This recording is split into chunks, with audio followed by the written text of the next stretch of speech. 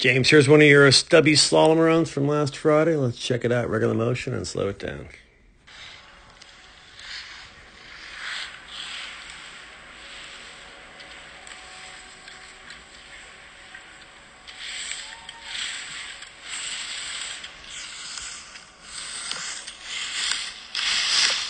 Patrick in the gate.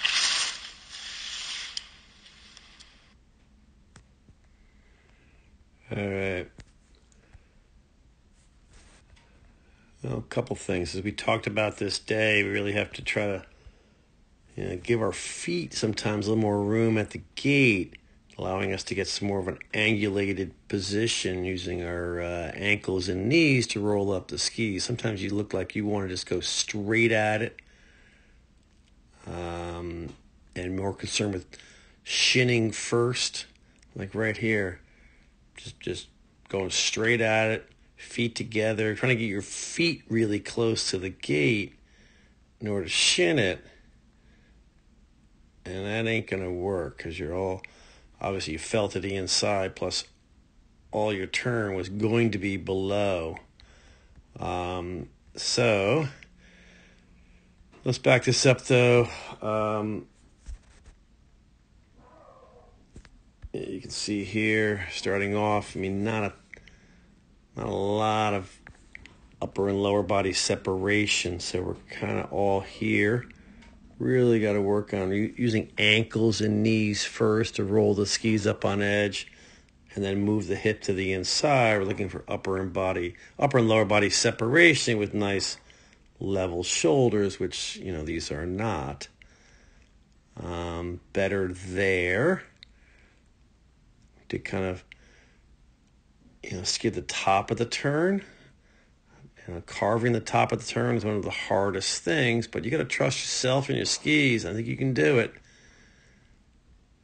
And commit to that new outside ski at the top of the turn.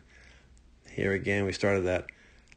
I'm going to try to get my feet really close right at the gate in order to hit the stubby. That's not important. Hit the stubby.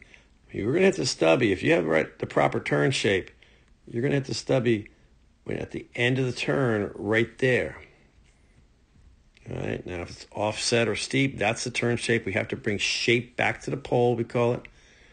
What you're trying to do is kind of come through with get my feet really close here. I'm going to clip the stubby and then underneath here with our turn. That's just that ain't fast, unfortunately. There we saw this again, but that was it.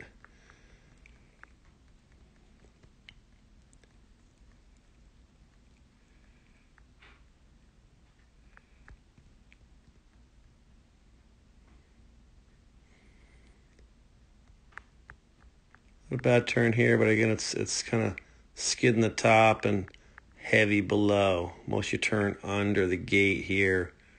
Want that above. This one here, we have to kind of lean in on this side initially. Really want to use more ankles and knees right now. As we said that day, give your feet a little room and drop your knees onto that stubby.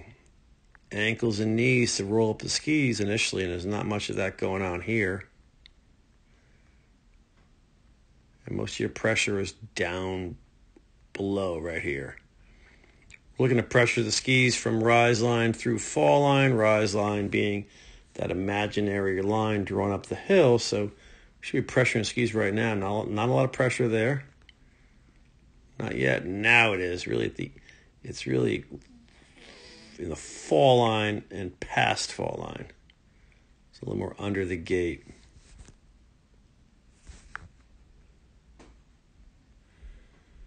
So again, we talked about how I think you're sometimes way too concerned about hitting the stubby. You came through here and it looks like you saw yourself, you're not going to be near it, top of the flush here, so you moved your inside leg forward and way over because you want to hit that thing so badly.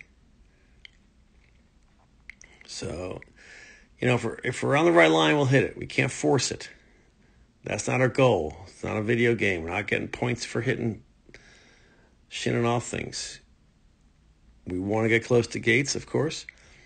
But because of this, you actually, it's top of a flush, you brought some shape back and you forced yourself to bring shape back to hit it.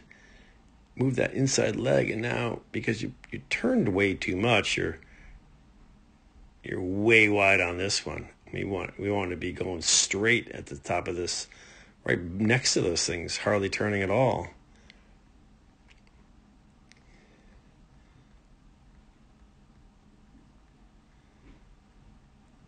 So again, like we just talked about, and how I draw that diagram when it's steep and offset, really got to give yourself more room above. Use ankles and knees to roll up. Try to bring turn shape back, carving that top of the turn. I know that's hard. It's the hardest thing. But I think you can do it. And give your feet a little more room at the gate sometimes in order to have a better angulated shin position, dropping those knees onto that stubby. Let's give it a shot.